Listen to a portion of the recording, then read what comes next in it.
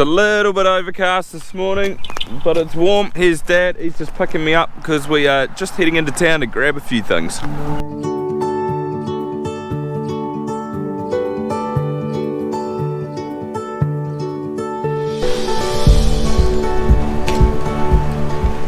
We have them on a low work like that. Yep.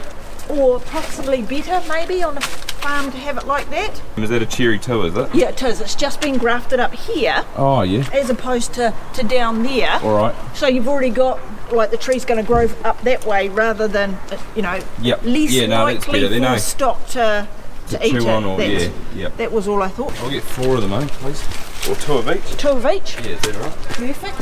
And plain trees? Yeah, I'll get a couple of plain trees, definitely. Claret ash. Yep. So this dude here. Yep. What about a caduceus? Yeah. Then the honey locust. It you know, it grows up nicely. Yep. Nice I'll get shape. 2 of them then, please. Oh.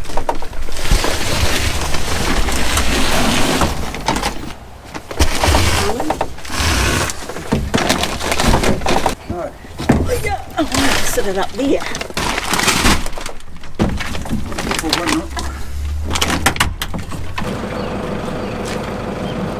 Whoa. Look at this. It's an Air Force. Oh, you can't really see it now.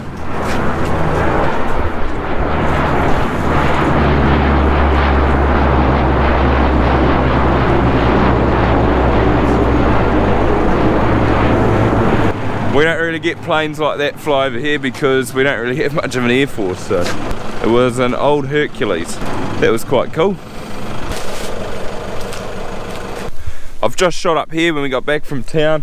This is the early mob that we drafted up, or the cows that are going to calve earlier, and we had a slip this morning, so Dad found a dead calf in the paddock. It's obviously early, and I've just come up because I would like to find the cow that it came out of, so we know which one it is.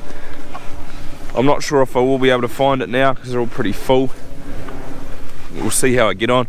I did have one too in the other herd the other day, number 121, so I know that cow. Which, yeah, it's not a great start too, slipped early, but can't do much about it. Probably a little bit late now. See how they're full of grass, so their guts are way out, so you can't quite see if they're like stoved in. When they calve, they usually stove in, you know, the calves come out and you can sort of tell. So what I'm looking for now is just blood on the tail really, or just like a little bit of afterbirth, but I'd say should be pretty hard to find now. And with it being so early, or still another, well, just under a month away, she probably hasn't bagged up, which means that coming to milk, so that's another way of picking them too.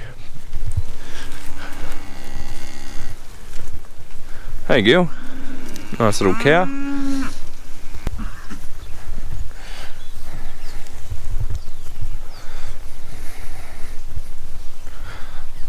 Pet cow 297, friendly one. You can just see how round they are, look at that, just full, so it makes it a little bit tricky, not having much luck so far. See something like that, maybe 270. She's a little bit, well, she's still got, yeah, that's her there, yep, 270, so she slipped early. You can just see how sunken they get, like just in front of the back legs there, plus that afterbirth gives it away. She is bagged up a little bit. Oh, almost slipped over. Just see her udder, it's a little bit bigger, but she is early. I'll have to check it when I get home and see when she was due to calve. That's a real bummer, that. Maybe it was from drafting them up yesterday in the yards. They get pushed around and maybe it causes them to maybe slip like that. I don't know. Maybe she was going to slip anyway. Who knows? It's a bit hard to tell, but a bit of a bummer. If I look that cow up on my app now, what was it, 27270, and search. So she was a 2-year-old, good BW 210. She was due on the 25th of July, so about a month away, and the calf BW is quite high. To besiege, calf side besiege. So that really sucks, a nice young cow like that. I'm not going to milk it, it's too early, she hasn't bagged up properly. She will just go to the works probably with the other one at some stage. That other cow was that 121, she was a 5-year-old, so sort of another nice young cow too, and actually she was a real nice cow. But we got the trees home nice and safe. There's 9 trees here for the farm, and that peach cot, that fruit tree that I got. So I actually forgot to get waratahs while I was in town too. We were right there, but I just blanked, and I need to get them to fence these off. So I'll do that next week when I got a little bit more time. So we'll see you in a bit. And I'm back, and it's a beautiful afternoon, so let's go and plant some trees. A couple of them fell over in the wind. I've got the gator here, put them in the back, and we'll go and find some spots.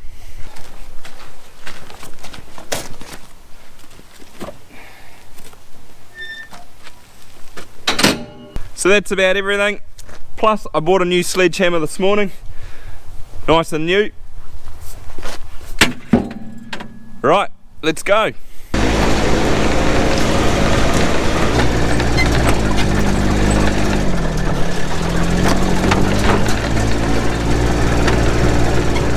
So there's 9 trees, and I'm going to put them all on this new fence line that's just been done.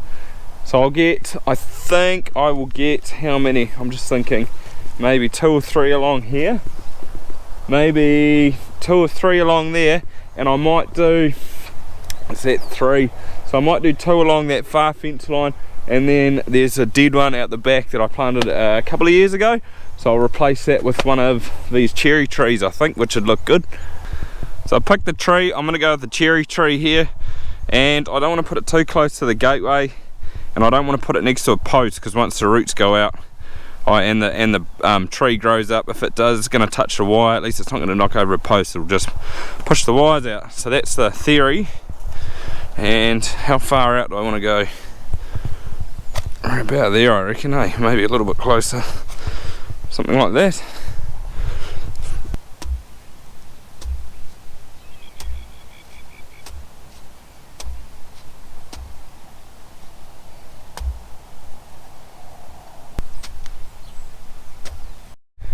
So I've pretty much prepped the hole. I have gone pretty deep too. If I put the spade down, I was always told that you're supposed to go quite deep, and it helps the roots go down, which makes it more stable. That's what I was told anyway.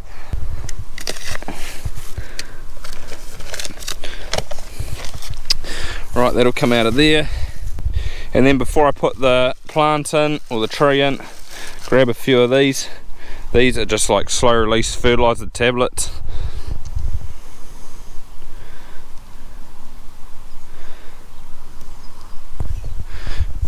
Probably put them around a little bit.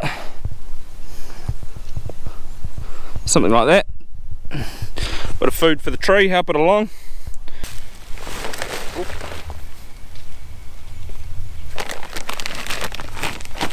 Good potting mix.